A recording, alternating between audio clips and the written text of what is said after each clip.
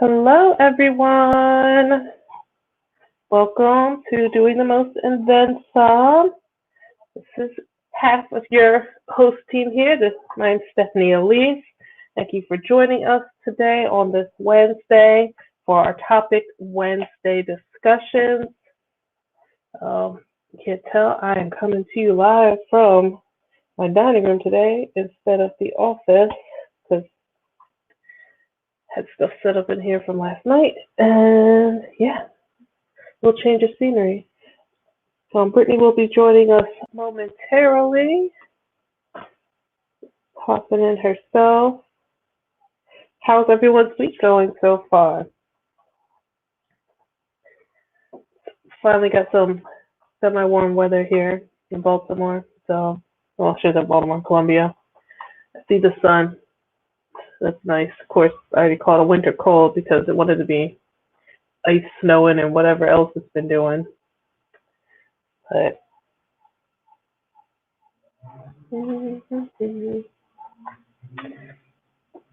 so real quick, we're waiting for her to get in some, I don't know, we call them house items and whatnot. We are going back to the regular schedule. I don't know if y'all called us on Monday or not, but we did go live Monday after we weren't able to go live on Friday. But we will be back live on Friday for your Girl Time, your Kiki. Hey, Brett, how are you doing? Hello. How are you? Good. Just running through some quick, I can't think of the term of phrase, but some house things. Like housekeeping? Yeah, thank you. Housekeeping. Wow. Okay. You know why I couldn't think of it? Because I need to do it. And I was like, we don't know what that is. We don't know what housekeeping is. What's that? Yeah. What I was saying is we will be back on the regular Friday, kind of girl chat, movie reviews, starting next Friday. Just this past week, there's a lot going on. So that's why we went there Friday. We went live Monday. So if you missed it Monday, that is up on the YouTube channel, as well as I believe you can still catch it on the Facebook. All right, Brett. So it's Topic Wednesday. It is. Topic Wednesday, and this week's topic is boot up, intentional date nights. That's right. We're going to be exploring the benefits of having a date night as a married couple, but also making sure we are intentionally having date night. So make sure we're taking a date night and we are using it as effectively as possible. And I'd like to just add one thing. Even if you're not necessarily married just yet, but if you are cohabitating, I think it is important as well to have intentional date nights. Just want to add that. Yeah. I know a lot of our audience are in that same, Yep. have been together so long, they might as well be married, but, they're not legally married. But, yeah, it's very important. And honestly, you know what? Why leave people out? Even if you're dating, are you just going on dates? Is this just dinner? Or are you guys having the appropriate conversation to be moving forward from a dating standpoint to the next part of your relationship? Are you guys courting one another? What year is this? Look, that's a whole courting in what, the 2000s? Do we court anymore, or y'all just out here going out to dinner for free? I just need it. I wonder if they court anymore. Be curious to know.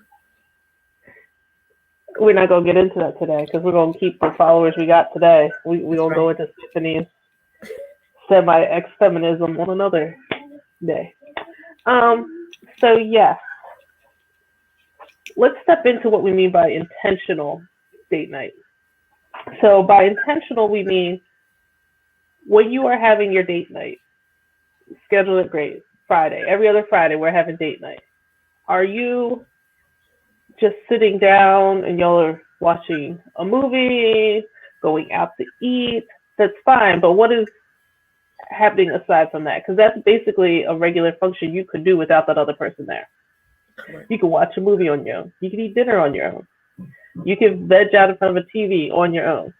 So what are you doing to make this time or capitalizing on this time with your significant other. Yeah, and I think, like you said, I think you touched on it, that this time needs to be intentional. So it's not just about the two of you being in the same space. It's about the two of you connecting, doing something that you are connecting. Because if it's something you can do on your own, then you could do it on your own. So again, not saying there's anything wrong with the movies, not saying anything wrong with dinner, but just make sure in that intentional time, like you said, if it is every other Friday or whatever your frequency is, that time is intentional and you're using that time to connect, not just to be in each other's spaces. Because especially if you're married or dating, whatever the situation is, if you're cohabitating with that person, especially now with COVID, you're already in each other's spaces. So that's not significant, and it's definitely not dating, quite frankly. So I actually did some research, very brief research, from a website called Focus on Family, and so they recommended 8 tips to making time for your marriage and being intentional. So I'm going to go over those 8 tips, and then we can, I guess, maybe build upon that. I think that's a good structure for today's episode.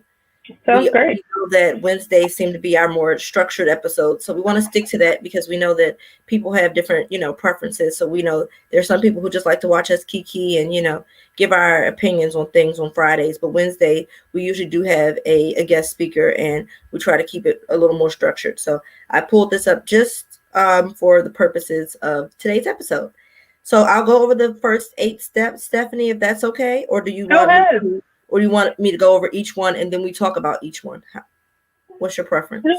Let's do that. Let's Okay. break down each one, kind of go over definition of it, Okay.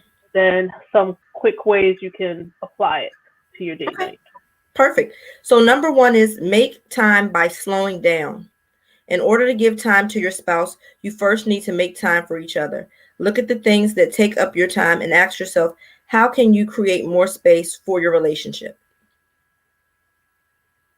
I like So I would say a good way that we've recently done that, both myself and Stephanie, was planning a vacation. So both of us, as we've said numerous times now, we're Aquariuses. Both our birthdays are in February.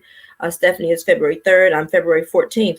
And so something we requested from our hubbies was a vacation. We wanted to go out of town. So we ended up going to Hollywood, Florida.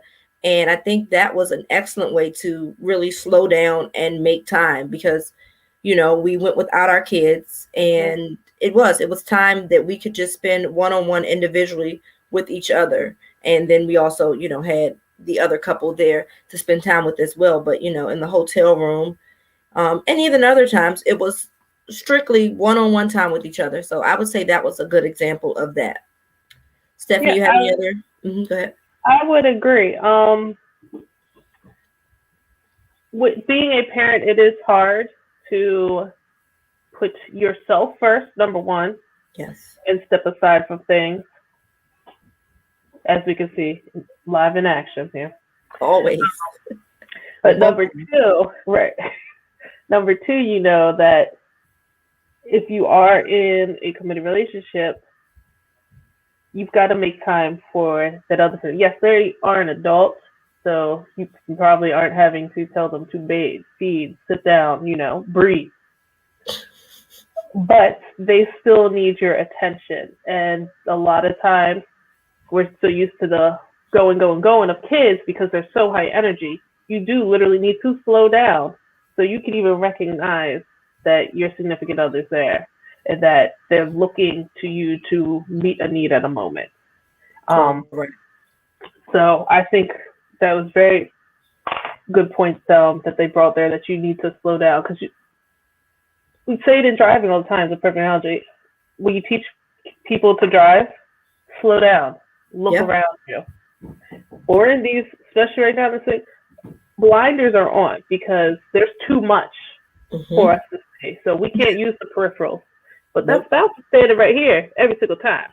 Every time. They're just seeing them. So going into your date night, slow down. Literally have that moment with you. So say, okay, like date night mode. Turn it all off. Exactly. And it's one of those things, like you said, as a mother, a lot of times the kids have to be the top priority because they actually need us. And you have to slow down to remember, there was a time before kids where, your energy and your focus went into your spouse when you were dating them, when they were your boyfriend, or, just, someone else, or whatever the situation would be. And so, it's really important to, like you said, slow down and make that time, carve out that time, because, same thing. A lot of times, husbands, same thing. A lot of times we only talk about mothers, but, husbands, they're out there working or taking care of the house. I could say in my household, it's very even, if not even lopsided sometimes. Like, a lot of times my husband does more of the laundry and things of that nature, just because with the schooling and me working, the full-time job, my husband's an entrepreneur. So his schedule is more flexible, that, during the day he can get the housework done and things of that nature. Whereas, like, I'm like, oh no, I have to be in front of this computer because I have meetings, so on and so forth. So, and then vice versa. A lot of times on weekends, he's gone, or in the evenings he's gone because he has to do what he needs to do, whatever situation may be. And that's when I step up, do the laundry, do the dishes, so on and so forth. So it's, it's a balance here. But again, with that, we both have to be intentional about just saying, okay, the house is not going anywhere. The kids, we provided what they needed. Now, like you said, let's just slow down and focus on you and I, because it really is important. Yep, absolutely. What do we have on next? Next, we have set aside time to talk to each other and actually talk. A licensed marriage and family therapist advises couples to spend as little as 30 minutes a day in direct, uninterrupted communication with each other, saying that this inoculates your relationship from stagnation and decline. This communication, she says, will help you move past merely exchanging information and into a deeper form of communication, which she says is the basis for real intimacy. Mm-hmm. So our therapist knows our schedules. Oh, wow. Okay. And 30 minutes a day is not realistic for us. However, my phone, in my calendar, every Monday, it's literally, I don't know, I call it some kind of war-related term, but it's supposed to be our hour-long come together. So it could be to go over the week before. Ours is on a Monday night, like at 9. Go over what happened the week before, or it could be to look at the week ahead. And that is supposed to be our time to communicate, to have conversations that help us not feel like we're fighting each other during the week trying to get all the things done. So it's a time where you are supposed to have those conversations in a safe, unthreatened environment. Okay. And so to this point, during that hour, are you guys exchanging information, or are you also using that time to talk about feelings, or, I've talking about feelings. Okay. Stuff too, yeah. So if I said it's probably a 50-50 split, so we might use 15 to 30 minutes to talk about the game plan for the week. Mm-hmm. And that may not be, okay, I've got this at 8, this at 9, this is not enough. It's more of a, okay, I would like to get this done. Like, use the time to say, man, I hope on Thursday, my plan is here on Monday, on Thursday, I'm going to have that bed frame built. Gotcha. Okay. So it's less about the things that we can already see in our calendar. If it's in the calendar, it's on the calendar. Like, we don't need to discuss that. But so almost like a planning of goals. I was just going to say that, yeah.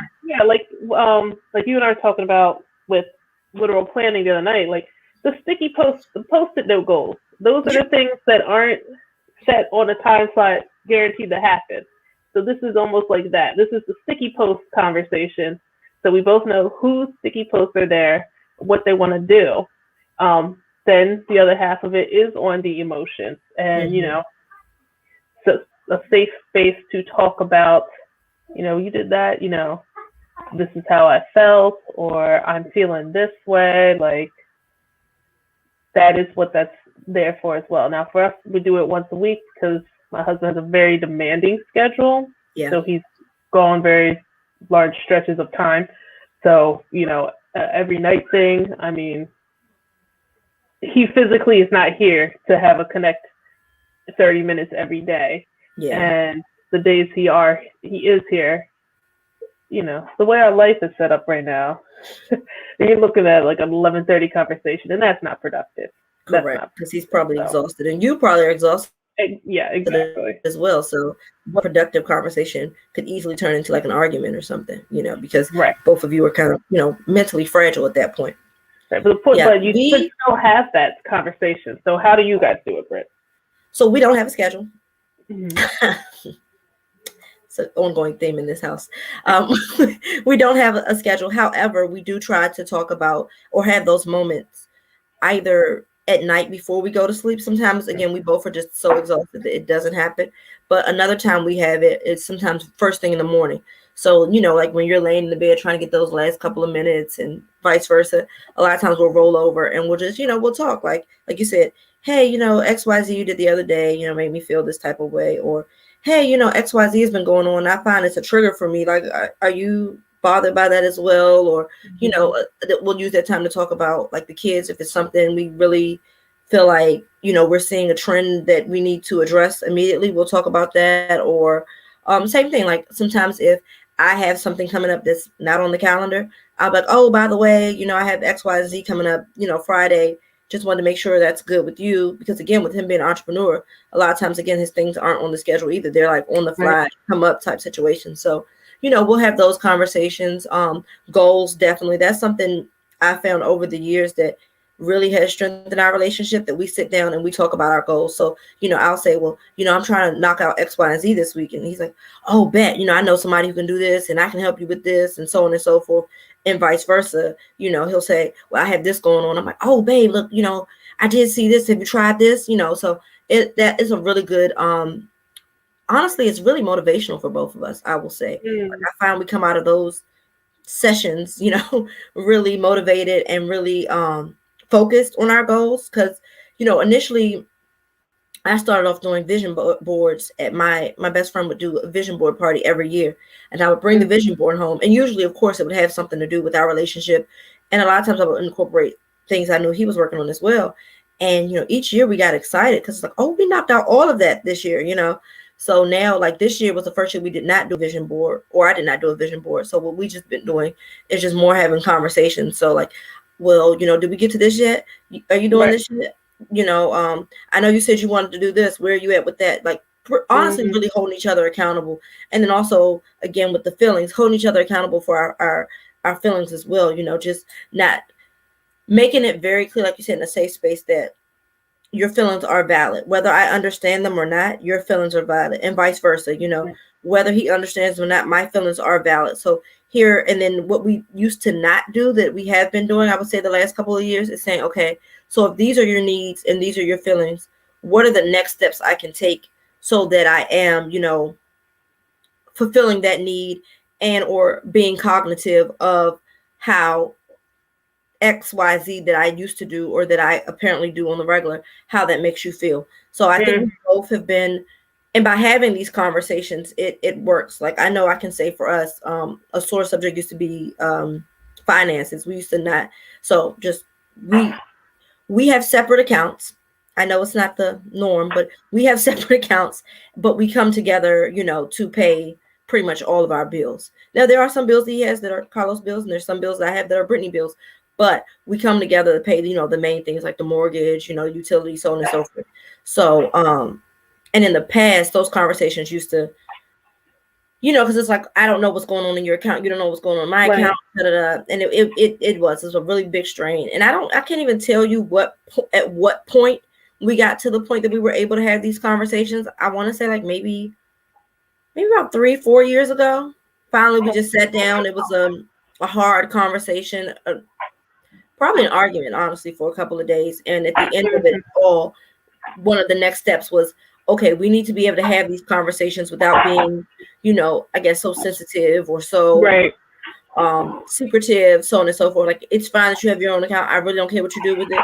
Same here. It's fine that you have your own account. I really don't care what you do with it. But at the end of the day, we need to come to the table and, for our mutual goals. So now, even now, like, my husband's like doing this really good job of building his credit. Like, his credit is, he's doing all this research. He's doing amazing with it. And so he'll come to me during these conversations, like you said, these these sessions and be like, yeah, I noticed you were paying this, but I think you should pay that balance first because this, that, and the third, giving me advice that he's been using to help me with Yeah. mine as well. So it's just, it's a good thing, and I agree with this advice that having that designated time makes a difference because I would Mm-hmm. say we both had gotten to the point that we got frustrated that every time we sat down to talk, it was either about the kids or it was about our schedules. And it's like, okay, but we're more than the kids. We're more than our schedules. Like we are individuals, and past all of that, we are a partnership. So let's talk Right. about us. Let's talk about the things that are really going to benefit us and help to grow us and keep us together. Like she said, I really do agree that having those conversations really do lend to true intimacy. So Yeah. okay, I guess okay, what we actually kind of didn't touch on that point real quick is how to work that communication into your date night.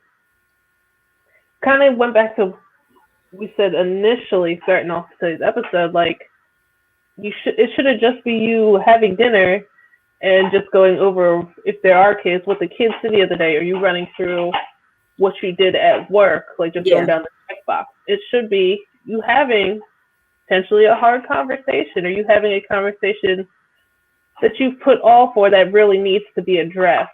So mm-hmm. things that will affect your relationship and where it goes, you need to have those conversations on date night. That's kind of what they're there for, because if you're not having these serious conversations when you carved out time to be together, just you two, Mm-hmm.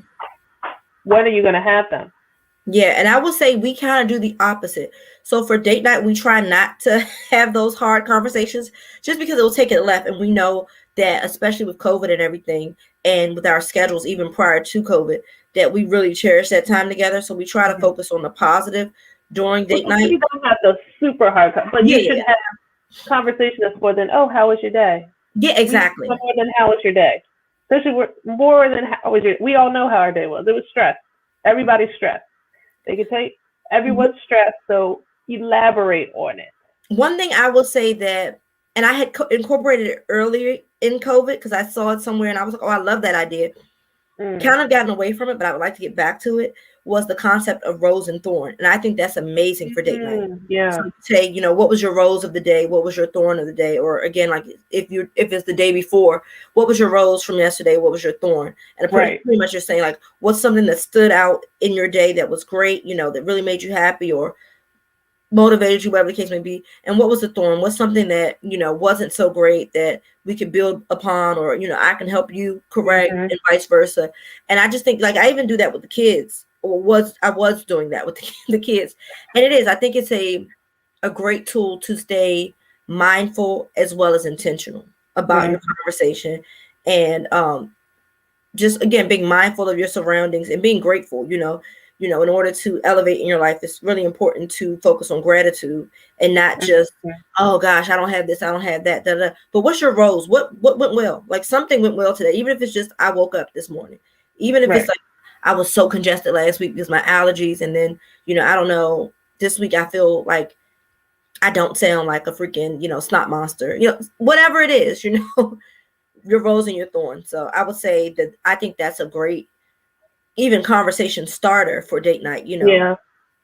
And then sometimes like I'll do little goofy stuff like, tell me something nice, tell me something you like about me, and Mm-hmm. or vice versa, or we do sometimes, especially if we go out to eat, or sometimes we'll say no phones, put your phone down, Right. let's Right. just focus on me and you. So because both of us, with Modern Mom on the Move, with his business, we're consistently in our phones. And so, and even sometimes for dinner, we'll do the same thing with the kids, even if it's not date night. Okay, phones down, everybody, no electronics, let's just focus on, the four of us. We may watch a TV show, we may sit there and eat, but we need to be, in this element together, So. Yeah. All right. What's number 3, Britt? Number 3, I think you'll like number 3. Number 3 is Okay. stay on top of each other's unique needs. And so it Interesting. says Shannon Battle, a clinical director of Family Services of America, says that spouses can grow apart from one another by not paying attention to their partner's needs. We all would like to have spouses that are expert mind readers, she says. However, no one can tell you about their needs if they are not communicated. You can spend all day together, but still be complete strangers. If that ain't a word. Yes, ma'am. Why don't you give us your breakdown first on this one, Britt?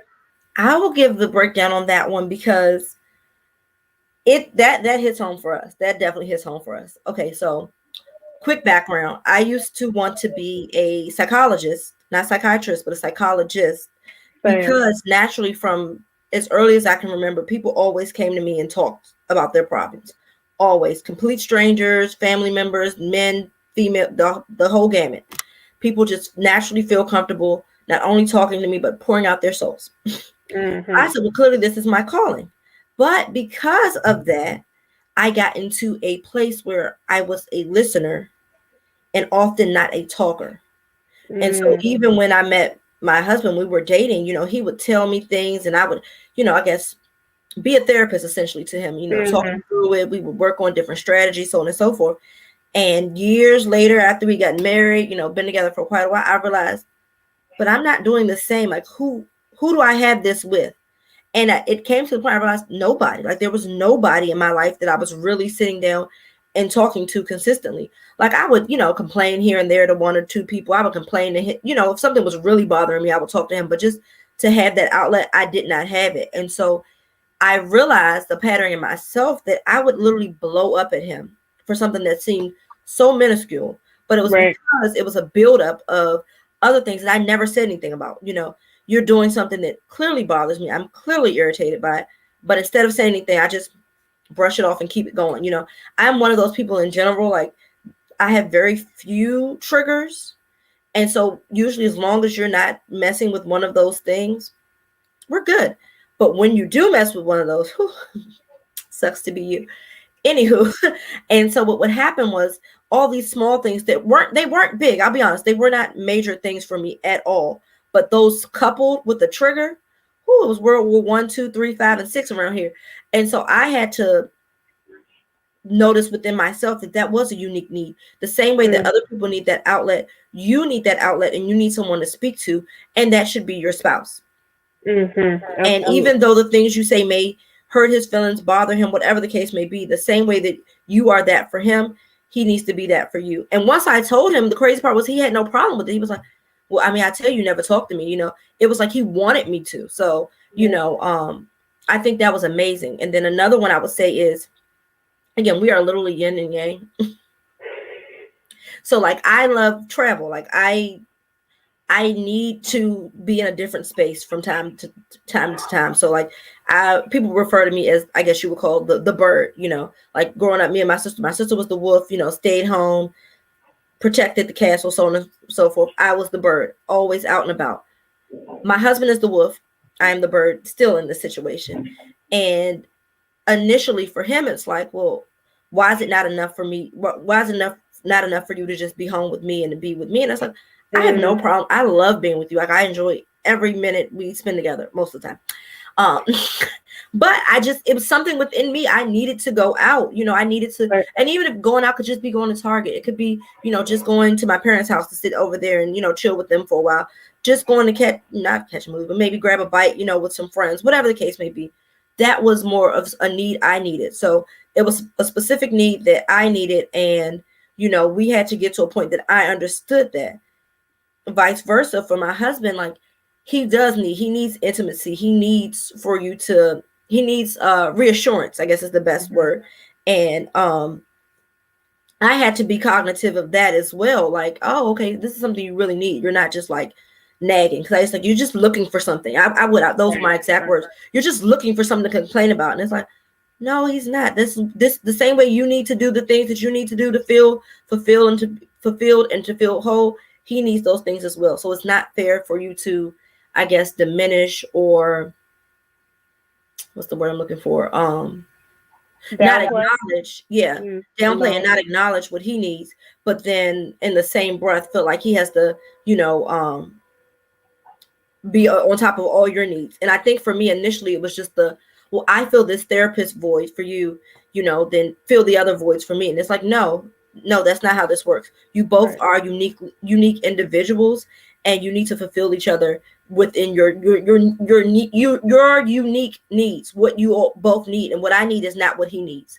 But in the same way, like, he has to be flexible with that. So like, everyone was like, oh, you're going on a trip, and it's like, and they're like, oh, it's COVID, this is a big deal. No, it wasn't a big deal, it's COVID. It's the big deal that my husband does not like to travel.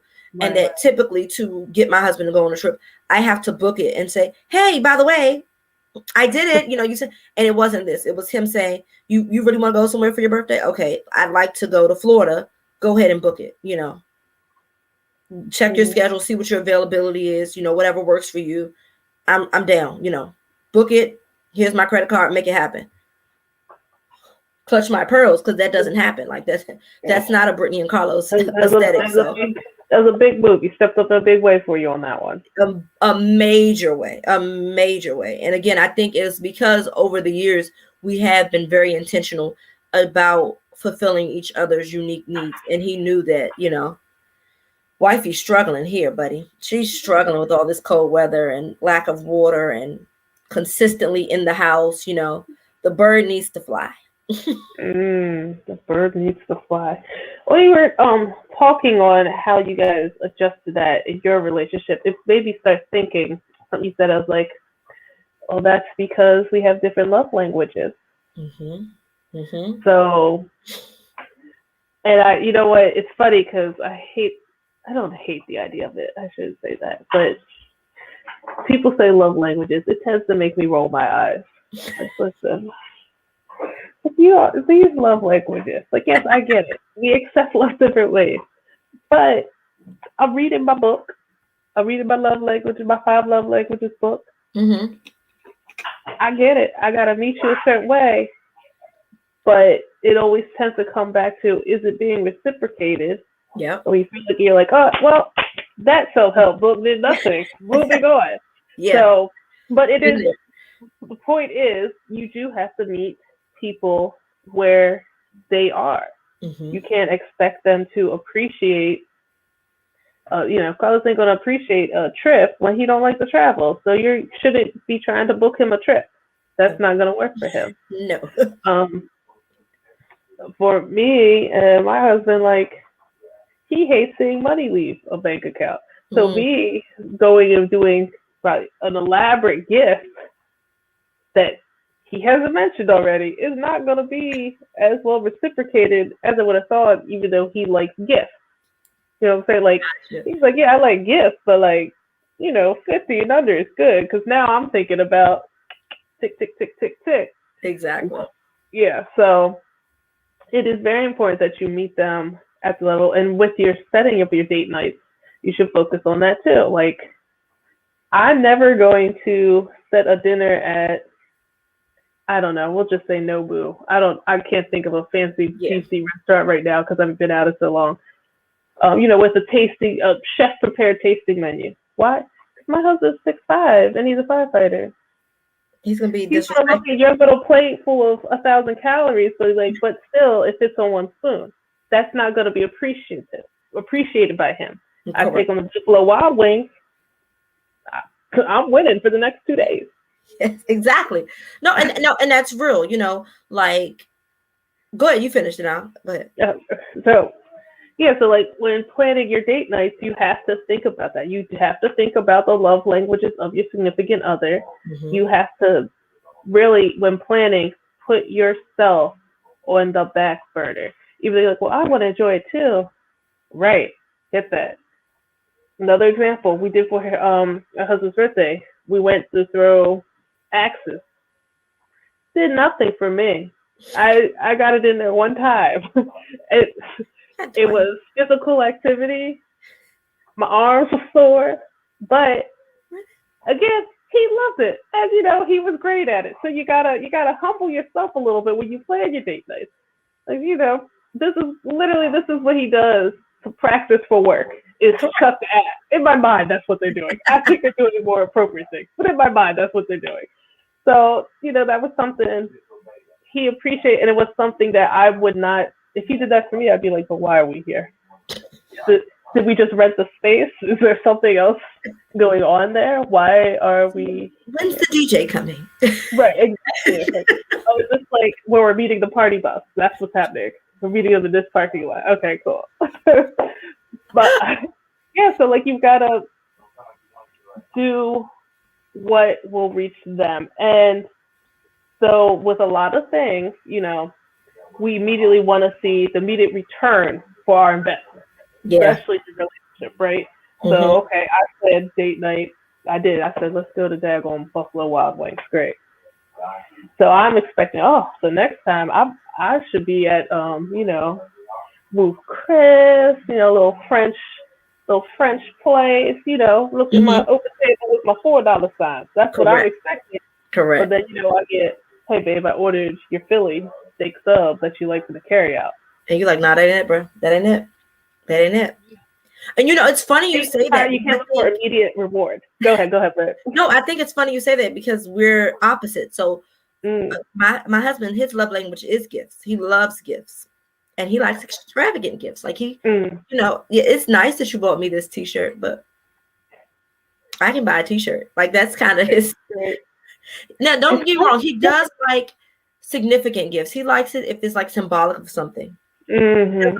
I've learned over the years he does appreciate those things, but he'd also like it coupled with See, it's like to your point, though. I'm sorry. To your point, I think it was he's gonna kill me. 30th?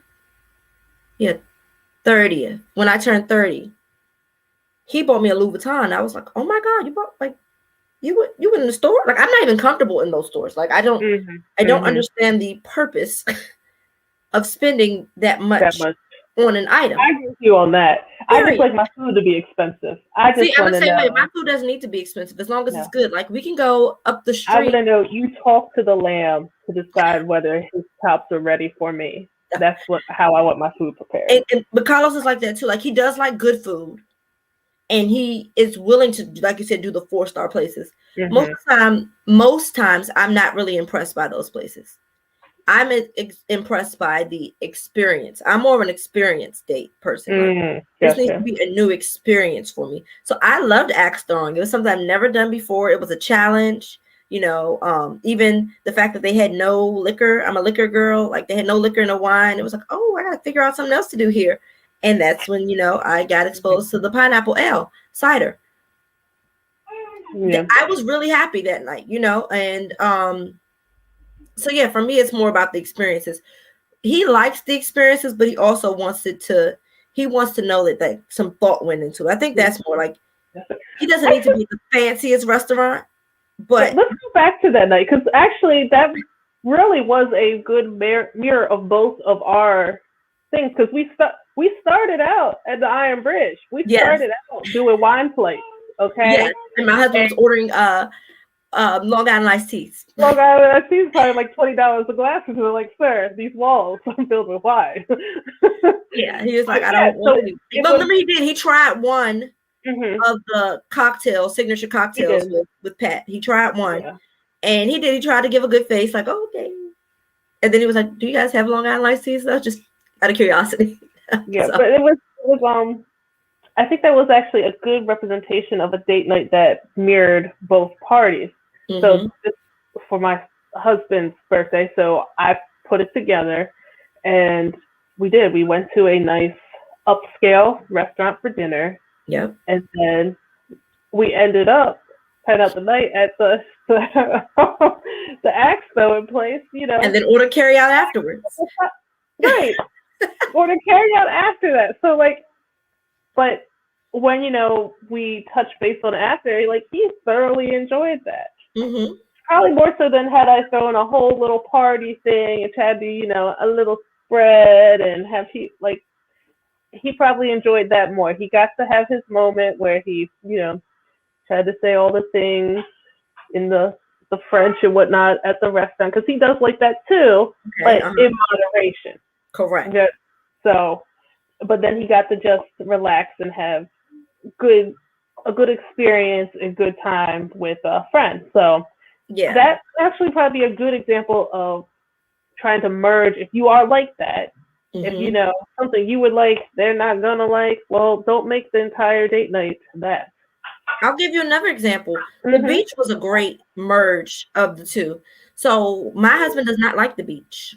Could Mhm. do without it. Like, but the fact that it was so romantic and symbolic, like showing, okay, I care for you. Like this is not something I can just go online and order. This is something that had to be some thought put in, so on and so forth. And then the fact that, oh, so we're just not sitting out here eating cheese and crackers, because he would have been like, oh, where's the food Mhm. though? Like, picnic Mhm. with no food? Who does this? The fact that we had the steak and the eggs and, the chicken and the waffles and, the option for a libation if you wanted.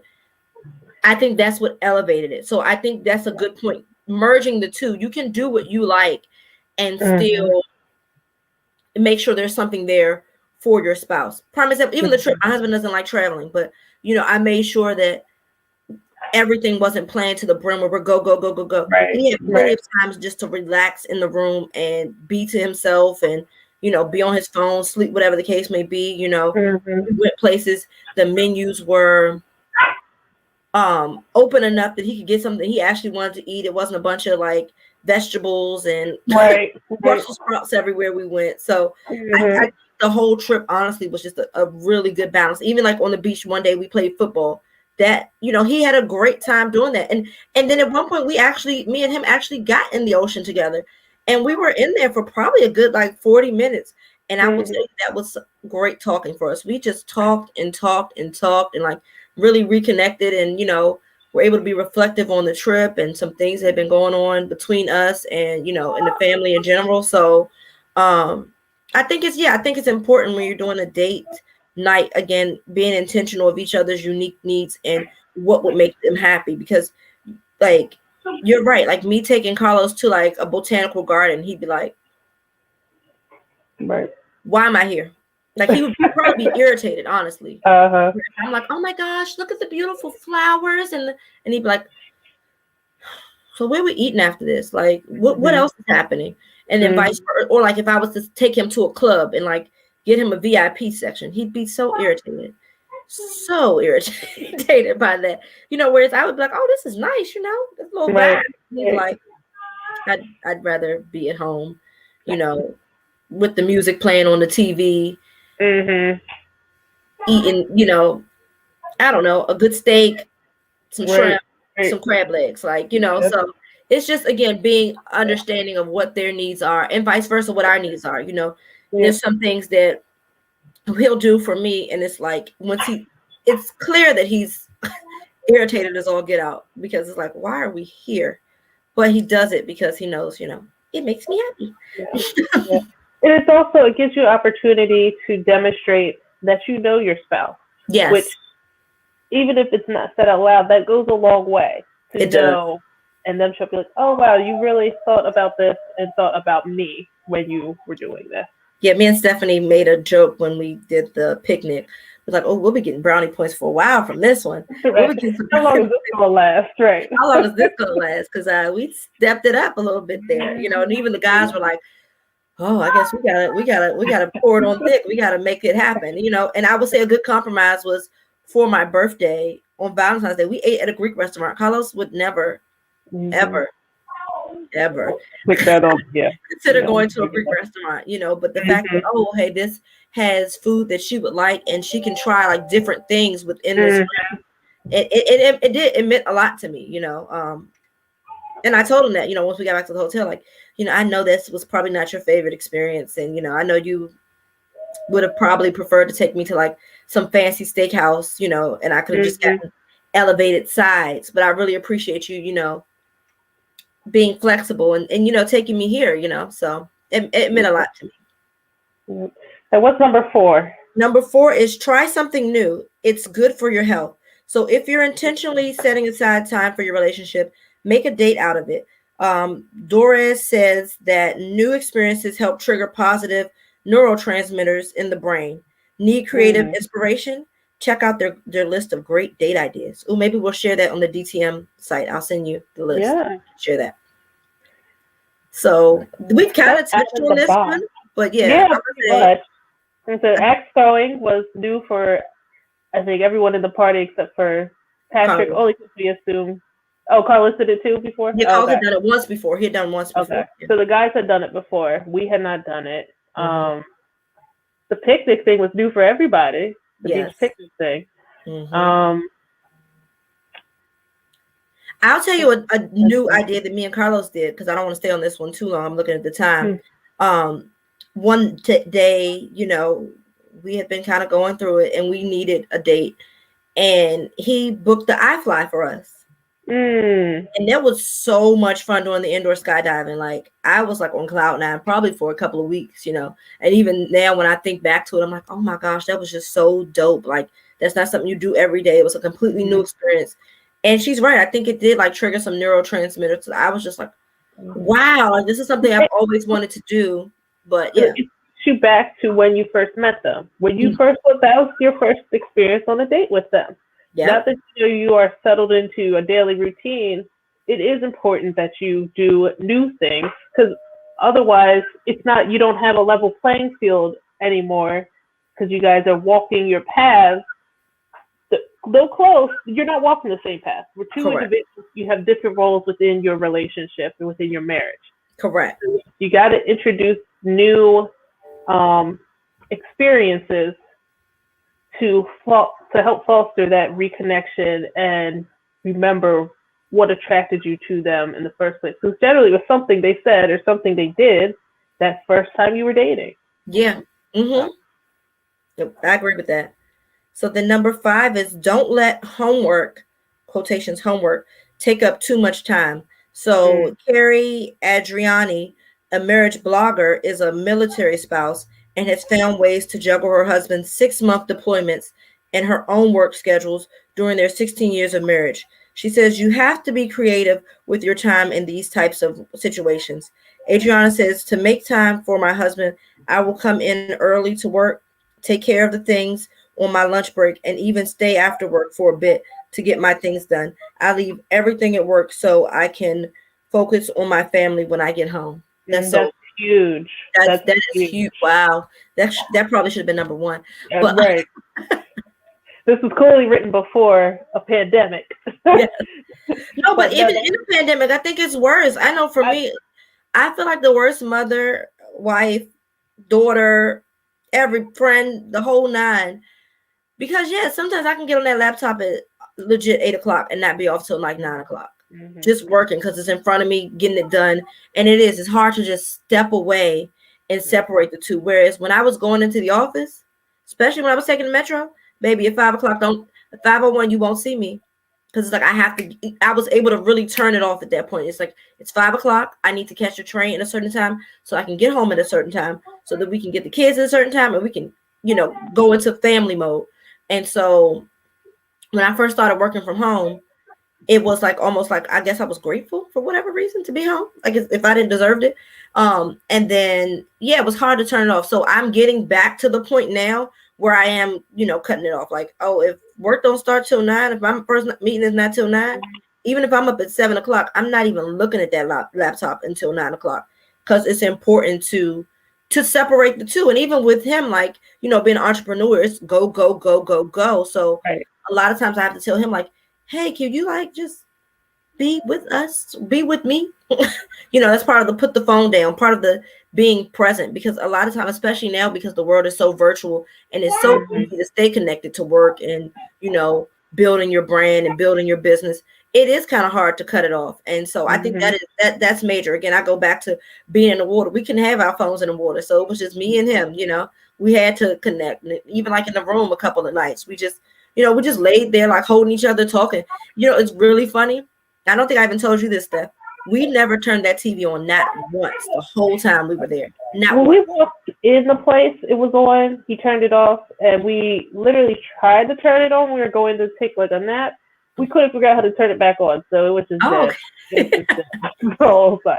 But the only time we did try to turn it on was when we were we were winding down for the night. So it's like, let's see what's okay, nothing. All right, then we'll move it on. But what I want to say on this point is, right now in this society we live in, they tell you, work is priority. That's what they tell you. Work is priority. Now, just be working. You need to be building. You need to, be independent. Yes, be those things. But guess what? You're in a marriage. I don't know if I would necessarily say this for all relationships, because not all relationships are you supposed to be in. Correct. Not all your relationships are going to be for the long haul. Mm-hmm. So perhaps you don't stop building your wealth as an individual if you aren't, committed for life. Committed for life. There you go. Thank you. That's where I was trying to go with that. But the work thing is what kills relationships. Every time. It was children, work, yes, non-communication. That's what kills relationships. Yep, and finances. And finances, yeah. If in the current way we are living right now, where everyone was forced to work from home, mm-hmm.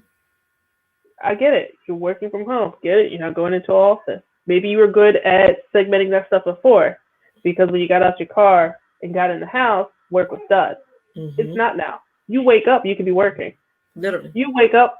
Some people kind of expect you to be working as soon as you wake up. Yeah. And shutting it down can be just as difficult. I am an entrepreneur.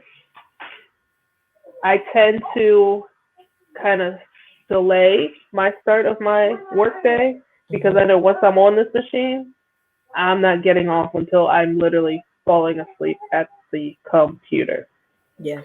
So I will stagger my day and at bare minimum not get on this until after my kids are done with their schooling, because otherwise they're not doing schooling and mommy will have spent a good 20 hours in front of a computer. And what do I have to show for that? I paid for some DoorDash, about probably for 2 meals of the day. So basically all that 20 hours I just put in, what I do? I just handed it to someone in the app. Yeah, literally. No, that's real. So when it comes to separating work with your spouse or your significant other,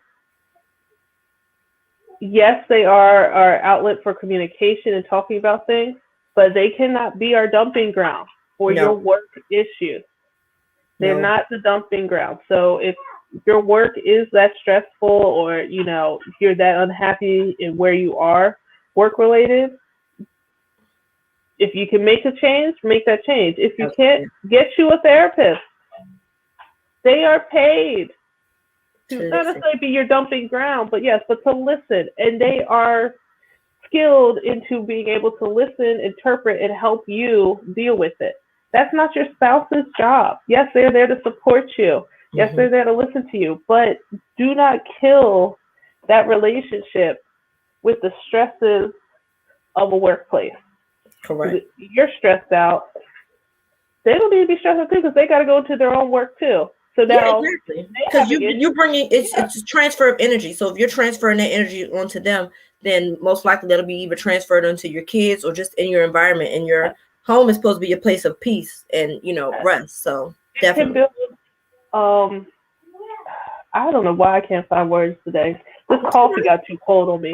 Not regret, but it can cause anxiety for them anytime you want to come and bring conversation to them. And I speak this from a place of living it.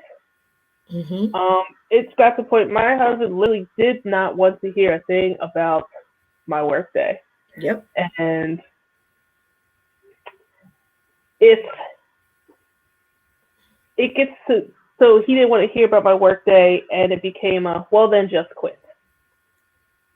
So now basically you're also just writing me off as well. Because if I thought it was as easy as a just quit, you would have done that. We would have done that.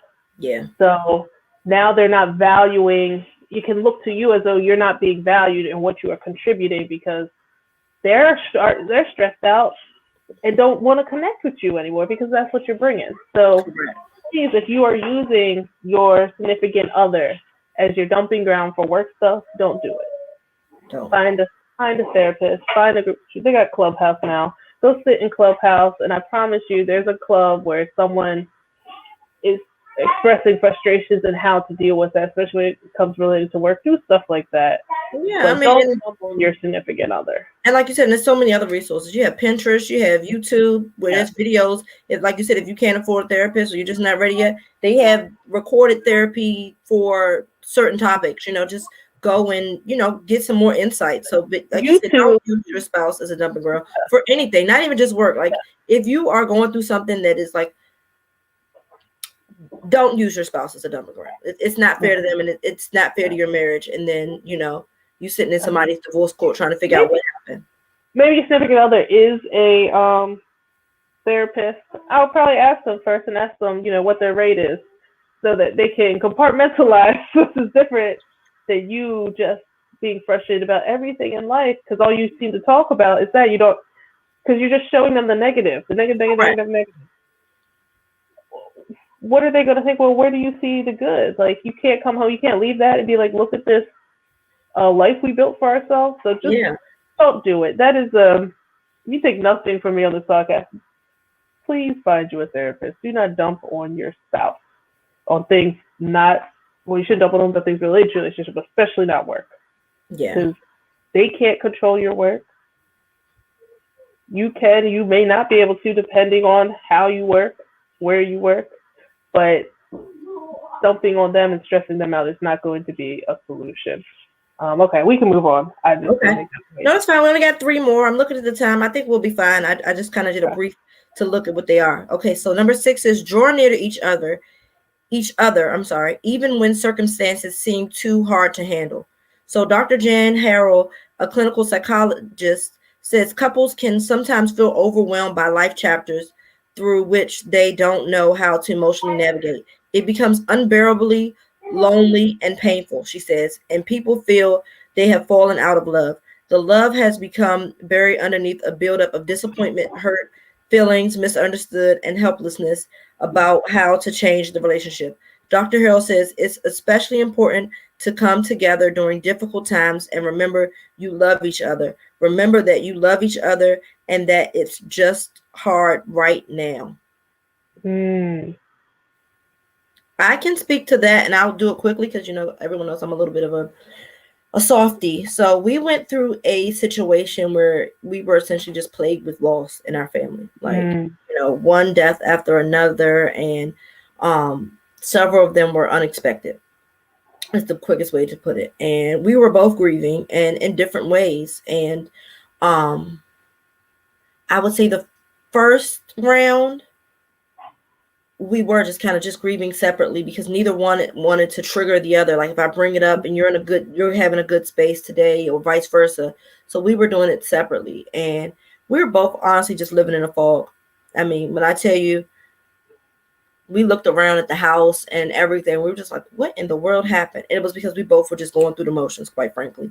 And then finally, I guess you would say the last one or the last, big moment of grief that we had to deal with, we came together, and it was like, you know what? Nothing really matters when you think about it at the end of the day, why we got together, why we are together, and we're supposed to be each other's anchor through times like this. And it was so much easier to deal with the grief. I feel like we both handled it a lot better by leaning on one another, and it just helped you put things in perspective. Like, you not washing the dishes or me not picking my purses up off the floor is nothing compared to the fact that like we just lost a loved one, someone who's not coming back no matter what we do, no matter how much we pray, and now we have to explain this to our children, help them to cope through the grief they're dealing with as well. So I 100% agree with that. I will say you don't know how strong your relationship is until you have to go through grief and those really truly hard times. That to me is the true test of a relationship by far. Like, because if you don't have your foundation together and the love is truly not there, you're not going to make it. I'm sorry, because you literally are pouring from an empty cup at that point, and you need your spouse and significant other there to balance you out. And if they're not able to do it, you're not going to make it. So. And Yeah, I think you pretty much rounded that one up. Okay. So 7 is keep your relationship as a top priority. And we did already speak on this a little bit, so I'll let you expand on it. But it says when other areas of responsibility demand your attention, your marriage may start slipping to the back burner, often without you even realizing it. Each day, ask yourself if you're intentionally making time for your relationship with your spouse. I don't know anything that thrives on neglect, and this includes marriage. Somebody put that on the wall. That's a good one. That's a good one. Yes, your marriage relationship has to be priority. Sometimes we don't realize that we've been pushing it to the back burner. You know, consistently making sure you are there for others, and because your spouse said, "Oh yeah, go ahead, go help them out with that one time." They didn't mean, okay, ditch me every time. That's not. You can't use it as a blanket yes to be there and in the corner for everybody else Mm-hmm. in your family and friend group, but not there for him 101 or her 101, Mm-hmm. whatever the case may be. And it's okay to actually ask your partner, like, hey, are we good? Or am I, are we okay? Like, am I still making you a priority, or do you feel like I let you down or something in a Mm-hmm. situation? Because a lot of times that's going to be a pride trigger, and we're not going to say, hey, I don't feel important in your life. So instead, we're going to internalize that, and we're just going to walk around angry and passive aggressive, and then it's gonna blow up, and you're gonna be like, "Whoa, what? Where did that come from?" Yep. And it could simply have been addressed one with either party. If you have pride, that's a whole nother podcast. We all Yes. got to work on our pride. But two, you have to do a check-in. Do a check-in. You don't have to be a long check-in, I like. but if you pushed him off the other day or something, and now something else is coming up, hey, let me check in with you. Like or maybe I do need to go be there for them, but you know what? When I come back, have a movie ready to go or whatever. Let tell me what you want. Do you need to pick something up for you? So just let them know that they are still a priority, even if at the moment you may have to prioritize someone else. I Correct. think this communication and always making sure you come back and don't not to put them on a pedestal. You don't Yeah. want to put nobody on pedestal, but making sure they know you're number one. And the only thing And I that, would add to that is, and vice versa, if you don't feel like you are being appreciated, or you feel like you're being on the back burner, you know, be comfortable enough to tell that to your spouse. Like we said, and I think it right. was number 2, no one is a mind reader. So, they Mm-hmm. may feel like, hey, I'm doing everything right. These bills are paid, I'm cooking, I'm and that might need not, yeah, all that's done, but might not be what you need in that moment. Right. So just being comfortable and confident enough to have those conversations, like you said, maybe your ego and your pride makes you feel like, well, I shouldn't have to say I feel X, Y, and Z, but you can't be mad at them, or you can't be frustrated that you did not communicate how you're feeling. So I think it's just important, both ends, make sure that you're making them a priority, but then likewise also make sure that if when you are not feeling like you're prioritized, that you communicate that to them. Yeah. And also, oh man, I just lost it. I had a whole thing I was gonna say. Go ahead. There's not traveling in my background, and it keeps throwing off my mind. Oh, um, you have a oh, virtual I background got light. it. Okay, We it's see back. it. It's back. Okay, go. That also means for those with children, you have to prioritize your partner over your kids sometimes. And so I'm not in that situation. I can imagine that can be very difficult if you are in a situation where you have children and they don't. So Mm-hmm. maybe they have communicated, hey, I don't feel like I'm priority, or I don't feel important.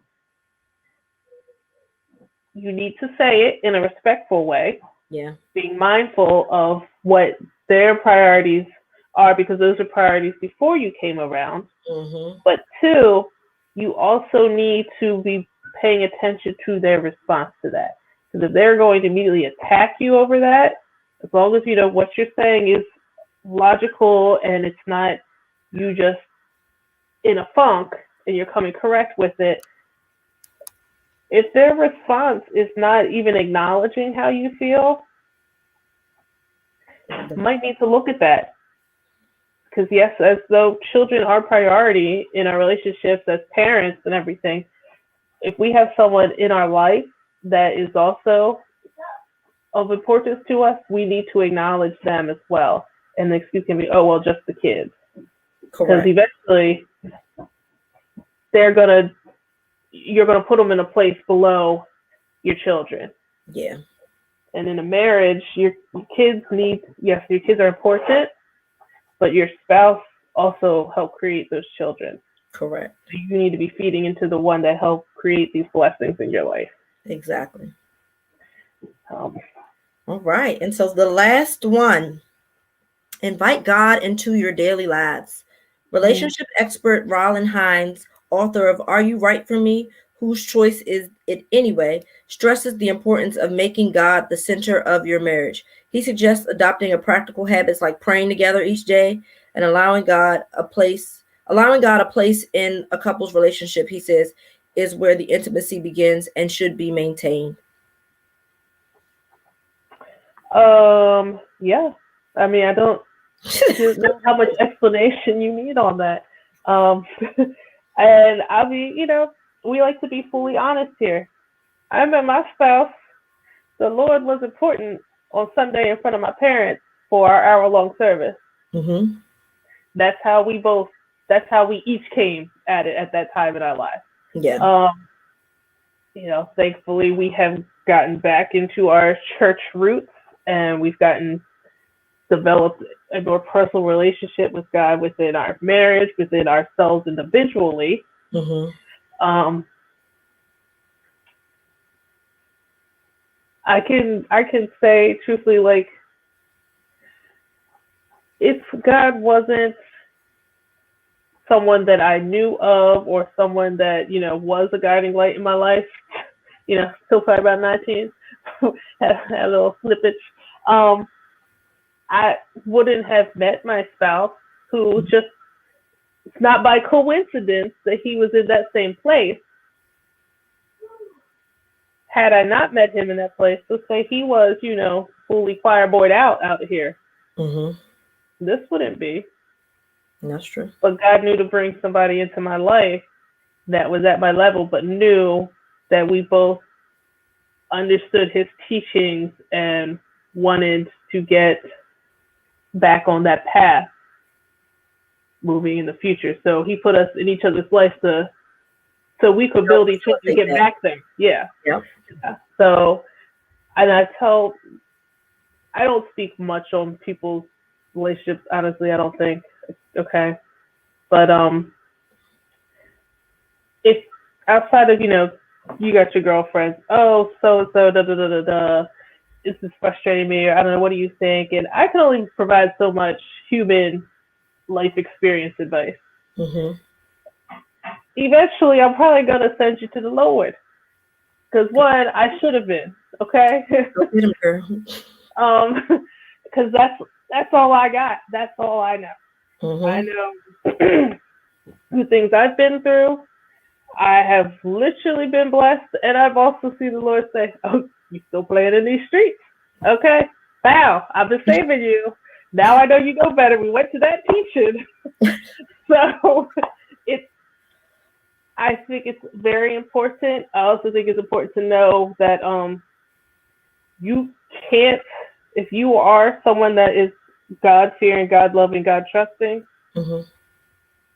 you, to an extent, you can introduce people to church.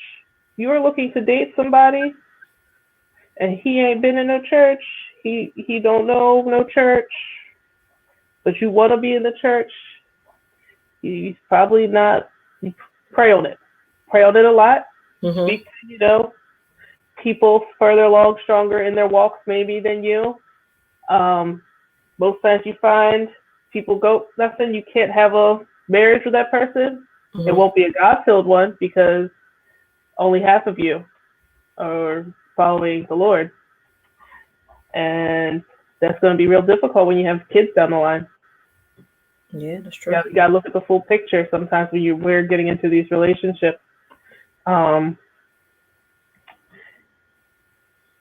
Just yeah, I don't know what to say on that. Like, yeah, God needs to be there. And even if you aren't one that follows God's teachings, or you don't one that doesn't like the church establishment, you're in luck because we're in a pandemic. But guess what? Every church is streaming virtually. So go ahead, try it out, because you won't have to go through nobody's kneeling because you're sitting on your couch. Maybe you're laying in your bed.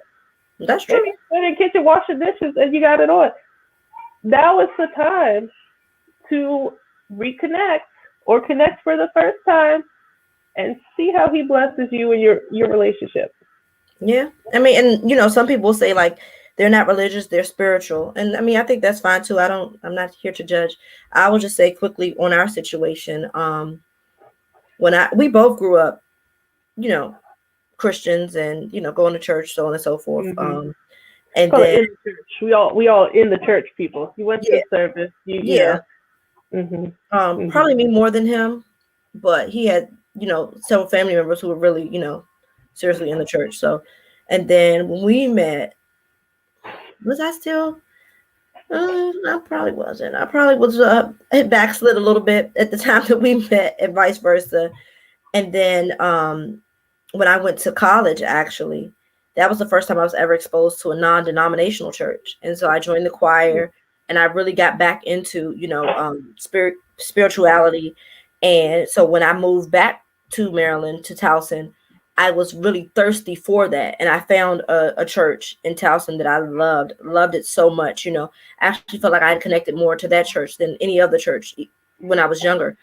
And my husband was just like, yeah, that's not for me. Like, me and God have a relationship. And I was like, I respect that. Like, listen, because I wasn't sitting in there, nobody's pews every Sunday. So I get it.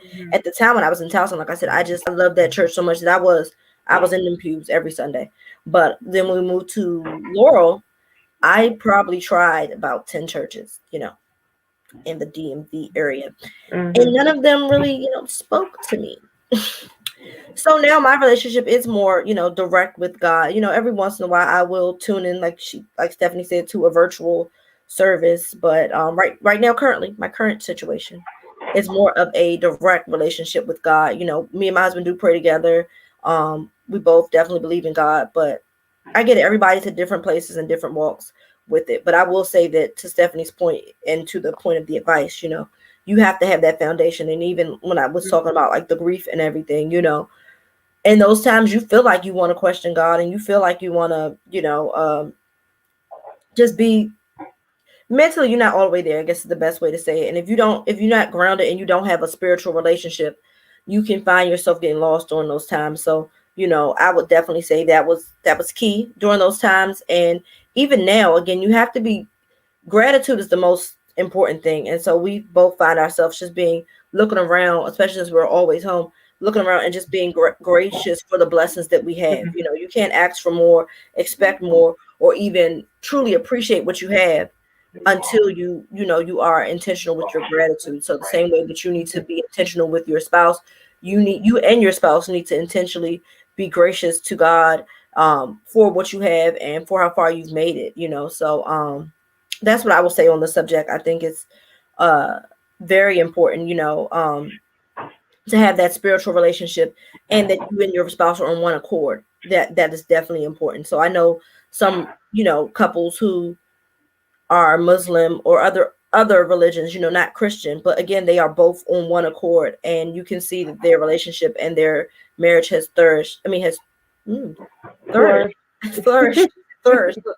I'm like, you're right. Has thrived and flourished as a result of it. So I just think, again, you need to be on one accord when it comes to that, because like you said, when you're raising and rearing children, that's a subject that's going to come up, and you need to be on the same, step. I couldn't imagine us raising our kids and I'm saying one thing and my husband saying something completely different. Like, that's confusing, and that brings anarchy and chaos into your situation. So on that note, I guess we should go ahead and close out. Hashtag Jesus.